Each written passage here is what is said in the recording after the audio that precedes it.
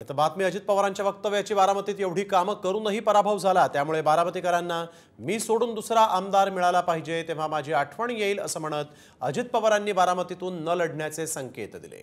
बारामतीतल्या सभेत अजितदादांनी लोकसभेतल्या पराभवाची खंत पुन्हा एकदा बोलून दाखवली।